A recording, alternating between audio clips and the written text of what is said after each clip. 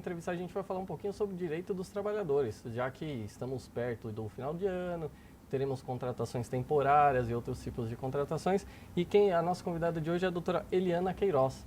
Tudo bem, doutora? Boa noite. Boa noite, tudo bem? É um prazer estar aqui com vocês. Agradeço o convite, né, e desejo sucesso aí para a Web TV São Caetano. É isso aí. Obrigado, doutora. Obrigado por participar, por aceitar o nosso convite, né?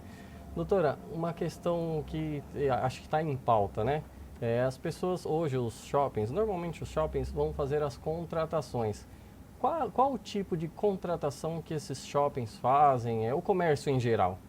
O comércio, alguns segmentos da indústria, né, também é uma época sazonal em que se aumenta a demanda a necessidade de ter mais trabalhadores. A forma correta de contratação é a contratação por intermédio de empresas de colocação de mão de obra temporária, né? Não é o contrato de experiência, porque o que acontece? O trabalhador ele vai passear no shopping e ele acaba vendo lá uma plaquinha na loja, admite-se vendedora, caixa, estoquista. Ele entra na loja, conversa com a gerente, vocês estão precisando? Posso deixar meu currículo? A gerente, pode sim, ela pega o currículo. Se ela admitir esse funcionário, ele não é temporário. É um empregado que vai ser contratado a título de experiência por prazo determinado. Contratado direto pela loja. Direto pela loja. O temporário, a empresa ela vai contratar uma empresa de colocação de mão de obra temporária. Certo. Essa empresa vai fazer a seleção dentro do cadastro dela e ver qual o trabalhador que tem o perfil que aquele cliente dela precisa. Certo. Aí ela vai fazer a colocação lá, vai ficar lotada nessa outra empresa. Mas ela vai estar vinculada com os direitos trabalhistas dela com a empresa de colocação de mão de obra, não com a loja do shopping, ou a loja da rua, ou a indústria. Tá, mas independente disso, esse trabalhador ele deve subordinação ao tomador, à loja. O que tem, não só a loja de todos os segmentos, bares, restaurantes, vestuário, agências de viagens, agora é uma época que também, em razão da alta temporada, contrata mais vendedores, mais caixas, ela vai estar vinculada à empresa de colocação de mão de obra, mas a subordinação dela vai ser ao tomador, ao gerente daquela loja que vai estar passando todo o trabalho para ela. Tá, mas em situação nenhuma a tomadora tem responsabilidade? Por exemplo, se essa empresa, essa terceira, ela deixa de cumprir A tomadora responde solidariamente. Solidariamente. Então, assim, o trabalhador ele pode acionar as duas empresas? Pode. Se ele deixar de receber algum dos seus direitos, ele trabalhou só para uma empresa, só para a empresa X, ele vai acionar a empresa que ele fez o contrato de trabalho temporário e a empresa X pedindo a responsabilidade solidária das duas empresas. As duas vão responder de forma proporcional pelos direitos do trabalhador. Agora, a tomadora não vai responder se ela comprovar que a outra é que fraudou as leis, que recebeu e não pagou. Tem uma série de questões, nuances aí jurídicas, que cada caso é um caso. Mas, na verdade, quem entra na lide são as duas empresas. Tá, e como é que funciona o contrato de experiência? Porque a gente está falando aqui do temporário. Como é que funciona o contrato de experiência? O contrato de experiência é um contrato de 90 dias, normalmente se faz 45, prorrogado por mais 45 dias. Tá. Se passar um dia, passa a ser por prazo indeterminado.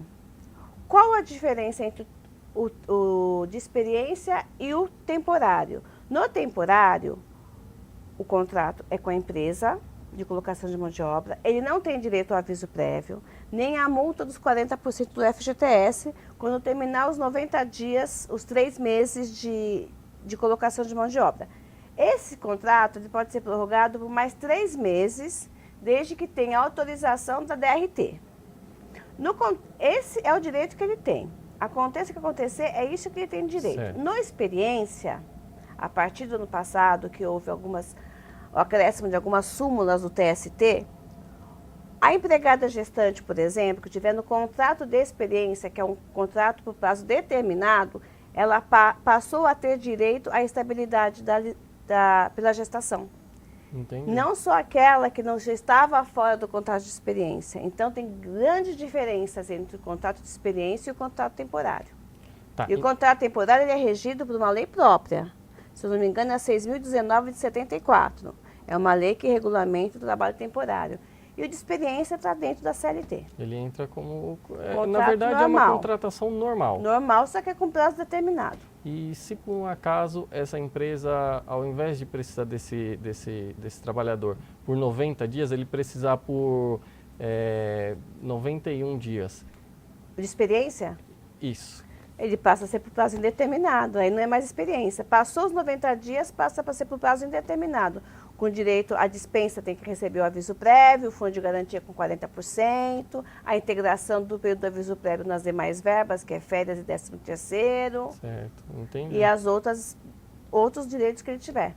Entendi. Doutor, o nosso programa é ao vivo, então Ok. algumas perguntas vão surgindo, Ótimo. tá? É uma pergunta do Silvânio Lucas. Obrigado, Silvânio, pela dúvida, por acompanhar o nosso programa. Ele pergunta o seguinte, primeiro ele dá os parabéns, estou vendo o programa aqui de Campinas, parabéns. E aí ele pergunta... Nossa, longe? De longe. Temporários são contratados apenas para lojas? Porque só ouvimos isso mais no final do ano. Não são, mas que eu acabei de falar. Em algumas indústrias do segmento de brinquedos, vestuário, calçados, essas empresas ficam mais lotadas no sul do país. Elas têm esse costume de fazer essa contratação extraordinária, essas indústrias. Como também as agências de turismo, os bares, restaurantes, hotéis, nessa época também, em razão da alta temporada do verão, faz uma contratação extraordinária. Então não é só o comércio, é que a praxe, todo mundo pensa em temporário e pensa só no comércio, mas pensa não. Pensa no shopping, né? Pensa no shopping, as lojas de rua, mas não. Não é só o comércio, a indústria, a parte de hotelaria, de turismo, também demanda essa mão de obra, também. Interessante. Doutora, tem mais uma pergunta, essa é pertinho, é São Caetano, tá? É a Marilza. Ela pergunta o seguinte: um temporário pode exigir benefícios como vale-refeição, transporte ou saúde? Se a empresa, por um acaso, não oferecer esses benefícios? O vale-transporte decorre de lei. Certo. O vale-refeição decorre da convenção coletiva da categoria profissional daquele segmento. Se os demais empregados têm o vale-refeição, ele também vai ter direito a esse vale-refeição. Isso vai constar no contrato entre a empresa e a empresa de colocação de mão de obra. Mas isso no temporário? No temporário. E o contrato? O experiência tem direito a tudo. Salário igual, piso igual, comissão igual, mesmo horário, não pode ter diferenciação nenhuma. Tem que ser tudo igual. Tudo igual. Vale transporte. Vale transporte, que decorre de lei, são os mesmos direitos. E nessa rescisão do contrato de experiência? Ele vai ter o direito ao aviso prévio? Aliás, vamos perguntar por um outro lado. Se por um acaso eu estou num contrato de experiência, esse contrato de 3 meses, e eu, trabalhador, encerro de maneira prematura. Antes do tempo. Antes do tempo. Quais as consequências? Vai ser descontado do período, 50% do período faltante. Da mesma forma, você está no contrato de experiência, passou-se 48, 50 dias. Certo. Vão faltar 40 dias para terminar os 90. A empresa tem que pagar 50% desses 40 dias, tem que pagar 20 dias. Da mesma forma, o empregado que pediu demissão, faltando um prazo, vai ser descontado do que teria para receber esse período. Então são direitos iguais. Direitos iguais, direitos iguais. Tá, tem uma outra pergunta aqui que é muito interessante. O temporário sai sem nada. Tá. Dizendo bem, não recebe nenhum tipo de indenização, além de uma indenização de 1/12. Tá. E se por um acaso não existir nenhum contrato, então simplesmente, aliás, seria um contrato verbal? Essa figura existe? É o contrato realidade, né? É que predomina na jurisprudência trabalhista, que efetivamente acontecia naquela relação de trabalho. O que vai acontecer? Ele vai ter que procurar seu trabalho, né? Tá. Ou o seu sindicato, ou um advogado da sua confiança, e vai ter que propor uma reclamação trabalhista pleiteando o vínculo empregatício, para comprovar que ele foi empregado. E nessa altura não adianta a empresa querer provar que ele é temporário, que não existe. Ela não tem um contrato disso, então ela vai ser, ele provando, ela vai ser condenada a reconhecer o vínculo e pagar todas as verbas decorrentes desse vínculo, além das multas pela falta de registro. Entendi. E pode sofrer também uma fiscalização, caso esse empregado pode ir diretamente na Delegacia Regional do Trabalho da sua região e fazer uma denúncia. O fiscal vai lá e vai verificar que esse funcionário está sem registro, alguns outros também. Tá. Só pegando nesse assunto, a partir do ano que vem, vai ser implantado, já está sendo implantado o sistema do e-social. Quem é empresário que está nos ouvindo, que fique atento a isso. É um programa da Receita Federal, em parceria com o Ministério do Trabalho, Previdência Social, TRT e TST. Tudo digital. Hoje, a partir de 2014, todas as empresas, gradativamente, das maiores para as menores, vão ter que incluir tudo nesse sistema digital. Então, esse negócio de ter funcionário sem registro vai ter que acabar. Vai diminuir ou vai acabar, doutor? Porque a gente vê assim, às vezes arruma um jeitinho de... Sim, um jeitinho brasileiro sempre dão, mas eu acho que vai ser bem difícil, porque realmente eles estão cercando, eles estão cruzando todos os dados, né, para realmente parar com essa marginalização do trabalhador, ele ficar a marginalização trabalhista. Não pode, eles têm que realmente, a empresa tem que se conscientizar que é o melhor para ela. Lógico, paga mais impostos, mas ela corre muito menos riscos de ter o empregado registrado. E se ele sofre um acidente? Verdade. No trajeto para casa ou voltando para o trabalho? Quem vai pagar isso se não tiver registrado? É ele. Se ele tiver registrado, ele vai para o INSS. E como que fica essa questão do acidente no contrato de experiência e no temporário? No temporário não tem direito. Ele vai ficar, porque o contrato não tem direito. Agora, no de experiência também tem. É a mesma coisa da gestante, ele passa a ter a estabilidade. Entendi. E quando essa pessoa, ela procura, por um acaso, ela procura a DRT, que foi o que a senhora falou, o fato de procurar a DRT, ela vai buscar o direito daquele trabalhador ou ela pensa no coletivo? E aí você vai buscar os seus direitos? Depois através de um advogado? Olha, quando ela vai para a DRT, normalmente ela está pensando no coletivo, não só no dela. Certo. Porque se o fiscal vai até a empresa, ele vai verificar que aquela situação não está ocorrendo somente com ela, está ocorrendo com os demais empregados. Então, no primeiro momento, ela pensou nela e no coletivo. Depois, ela vai sozinha procurar os direitos dela. Entendi. E ela, essa questão de buscar os direitos, às vezes a pessoa tem um certo receio de procurar um advogado, porque acha que vai gastar muito ou alguma coisa nesse sentido. É obrigatória a intervenção de um advogado ou não? Dispensável? Em qual situação? Não entendi a sua pergunta. Se por um acaso a pessoa vai buscar a justiça porque tem um problema trabalhista. Não, tem que ter um advogado. Obrigatoriamente. Na verdade, assim, na lei ainda figura o juspostulante, mas na verdade não tem mais essa postulação sozinha do empregado.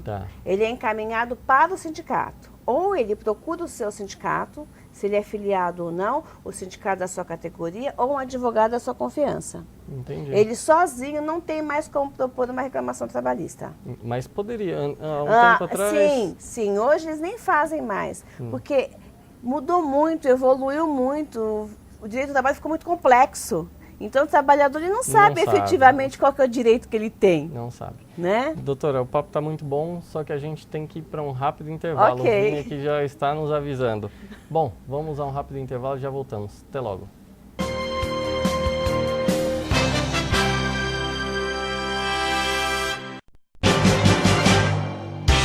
Venha comemorar com a gente os 2 anos de sucesso do Parque Shopping São Caetano.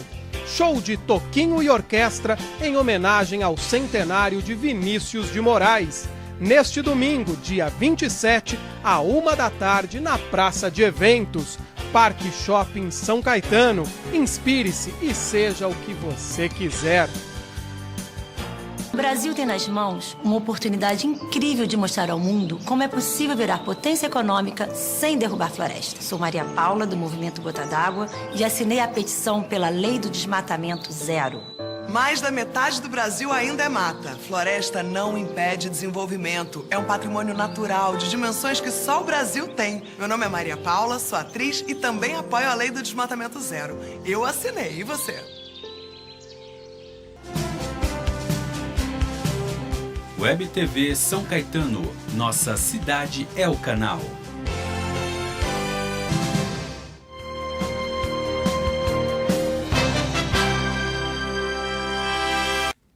voltamos ao vivo com o programa Dias Melhores. Hoje a gente está falando um pouquinho sobre os direitos dos trabalhadores. Vamos seguir no papo aqui, porque tem muita pergunta, viu, doutora? E obrigado, é a doutora Eliana Queiroz, ela está participando conosco. Fico feliz. Muita gente mandando perguntas. Doutora, a gente falou muito de processo, das pessoas buscarem os direitos. Esse processo, a gente tem uma imagem de que o processo judicial é muito demorado. Isso procede? Vamos pegar o ABCD, ABCD-MR, né? Certo. A nossa região. Para você entrar com o processo, você distribui uma ação. Em média, a primeira audiência, 2 a 3 meses no máximo, aqui certo. na região do ABCD. Super rápido. 2, 3 meses no máximo. Aí tem a primeira audiência. Se for uma audiência una, em que se ouve as partes e as testemunhas, não tem acordo, a próxima audiência, no máximo, vai ser para 1 mês, 2 ou 3 da sentença. Então, vamos colocar, em primeira instância, 6 meses, certo? Vai para o tribunal. Está rapidíssimo o tribunal. Que bom. Tá assim, acho que estão trabalhando em cima de mutirão. No máximo, em 6 meses, está julgado no tribunal. Então, hoje, uma ação, em média, se não tiver perícia, né?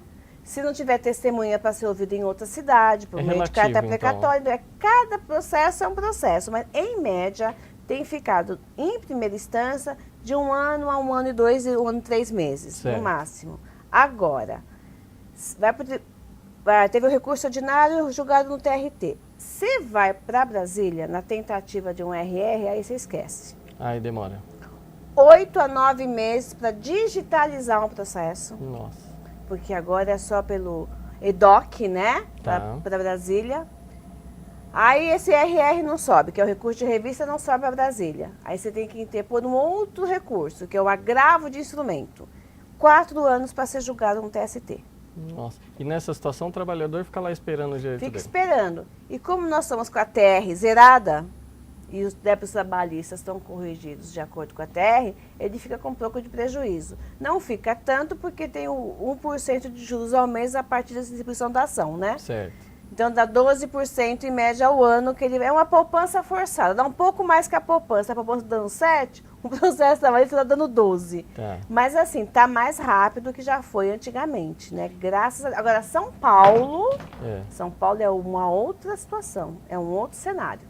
Entendi. São Paulo, em média, a primeira audiência é para 6, 7 meses. Nossa, muito E tem várias que vai 1 ano e 2 meses, para marcar a primeira audiência. E quando a gente trata de direitos de pessoas com mais idade? Você pede prioridade processual. Essa prioridade realmente funciona? Funciona. Inclusive, há cerca de 2 meses, eu tive uma cliente minha que estávamos com processo no TST.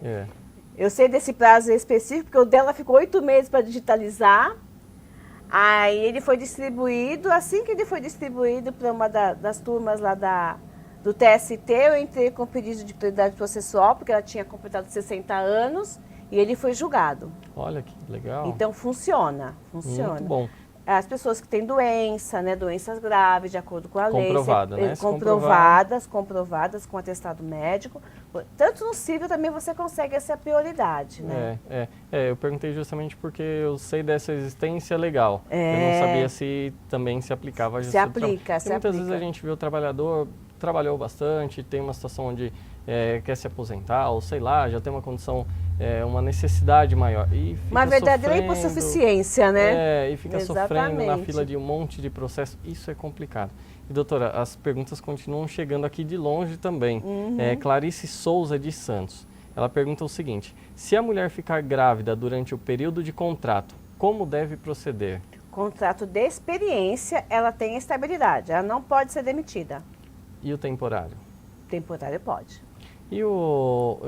Assim, é que ela não trata especificamente do contrato por esse período que a gente está falando um pouquinho mais, mas de uma forma em geral. Ela não pode ser demitida, salvo se ela não praticar justa causa. Nenhum motivo que leve a empresa a demiti-la por justa causa. Se ela praticar algum ato, que está lá no artigo 482 da CLT, que são os motivos da justa causa, ela tem direito à estabilidade, até 5 meses após o parto. Tá, aí depois desses 5 meses a empresa tem o direito de demiti-la. E se atente que algumas convenções coletivas, dependendo de alguma categoria, ainda crescem mais 2 meses após os 5 meses. Entendi. E outra coisa, a gestante tem direito ao emprego e não a receber indenização. Porque tem muitas gestantes que acham, ah, não, eu vou, sabe, vou falar que me mandam embora e eu não quero, mas eu não quero voltar a trabalhar. A lei não garante o salário, a lei garante o emprego. Então, ela tem que voltar a trabalhar para cumprir o seu período de estabilidade, Certo. sair para a gestação, o prazo da licença maternidade dos 5 meses e, às vezes, mais 2 meses da categoria profissional dela. E se a gestante, por situações pessoais, ela entender que deve pedir demissão, quais os direitos dessa gestante? Aliás, geram direitos para a empresa? Como é que fica essa relação? Não, ela vai pedir, acho difícil isso acontecer, mas se ela pedir demissão, ela não tem direito a nada. Ela vai receber as férias proporcionais, se ela tiver, as férias vencidas, só de salário. Ela abre mão da estabilidade. Ela abre mão da estabilidade dela. Tá.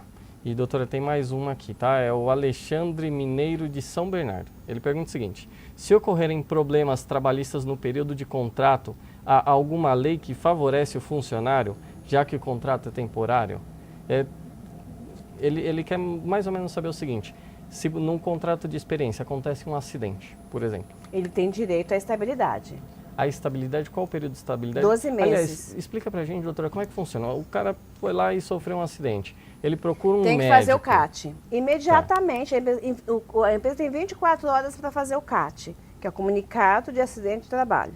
Certo. Ela fez esse CAT, que vai ser encaminhado para o INSS. Quem faz isso é a empresa. A empresa. Tá.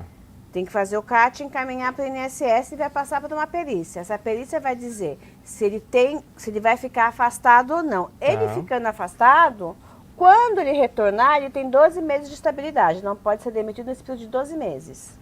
E se por um acaso a empresa deixa de proceder esses trâmites que a senhora acabou de falar? Processo nela. Processo direto, não tem nem conversa. Ele tem que entrar para pedir a readmissão dele, porque ele não pode ser demitido. Ele é estabilitário, ele tem estabilidade. A não ser que a empresa alegue e prove uma justa causa.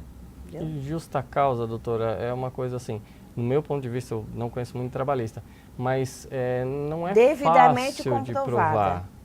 Devidamente comprovado. Tem que ter antecedentes, né? O funcionário tem que ser advertido verbalmente ou por escrito, advertido, suspenso, aí chega na demissão. Tá. Agora, existem algumas situações que são muito graves, que um ato único quebra totalmente a confiança. Certo. Ele sempre foi um excelente funcionário, mas o empregador pegou ele furtando alguma coisa dentro da empresa. Aí não tem jeito.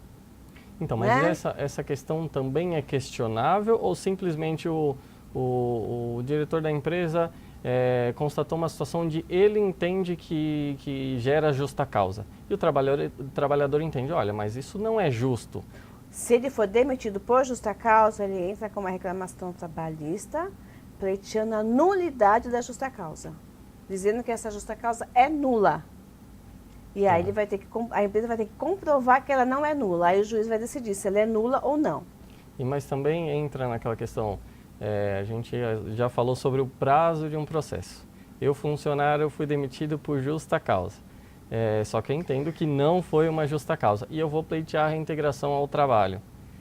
Se ele tiver estabilidade. Se ele não tiver estabilidade, não. Isso. Uhum. Eu vou passar por todo esse trâmite, esperar não sei quanto... Tudo. Se for uma justa causa, sim. E esse período que eu fiquei fora do trabalho, eu tenho também direito... Não. Aos salários? Não. Não. A nada? Não. Não, se você tiver estabilidade, sim. Não, e se eu não tiver estabilidade? Se tiver estabilidade, não. Entendi. Bom, tá aí... Porque aí vai converter a justa causa em sem justa causa e vai receber as suas verbas rescisórias. Agora, se você tiver estabilidade, esse período todo que está se discutindo se é devida, se é correta ou não a demissão, você tem direito aos salários. Principalmente se for metalúrgico, que tem uma cláusula nas convenções coletivas dos metalúrgicos. E essa questão da convenção, doutor, acho que existem situações onde determinada convenção estabelece um direito maior ao trabalhador. como é que é visto isso pela Justiça do Trabalho em si? São acatadas essas convenções? Sim, elas fazem lei entre as partes, são acatadas. Em muitas questões elas podem se sobrepor à CLT se elas forem mais benéficas ao empregado. Entendi. Por exemplo, a hora extra na Constituição Federal é 50% em dias normais. Tem convenções coletivas que a hora extra, o adicional da hora extra é 60%. Entendi. Então, se sobrepõe à lei, se sobrepõe até a própria Constituição.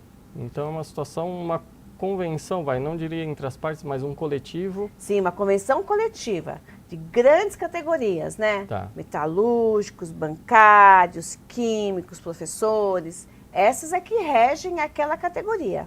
Tá, e doutora Ciana falou uma questão que acho que está em pauta. Greve dos bancários. Como é que funciona tudo isso? Porque a gente ouve falar...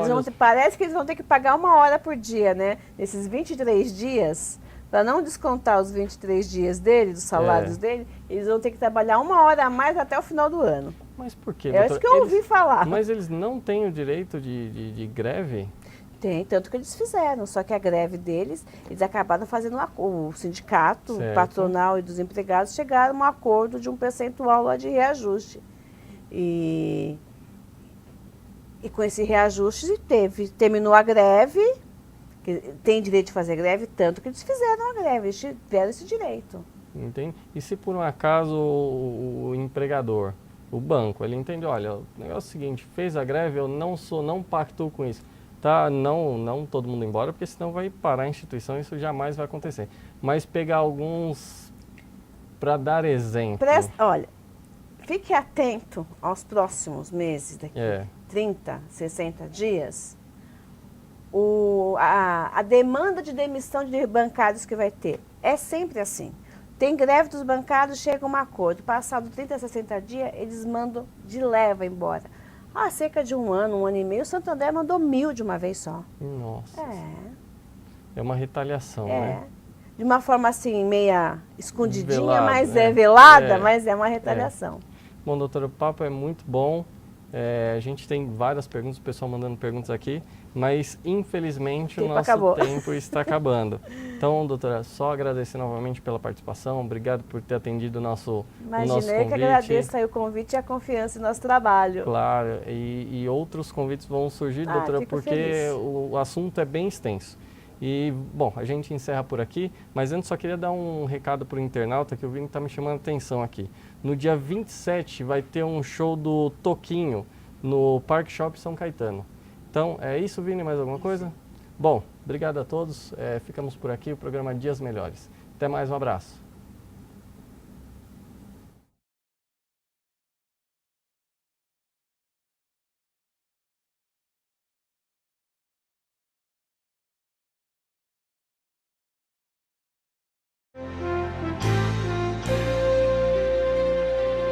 Música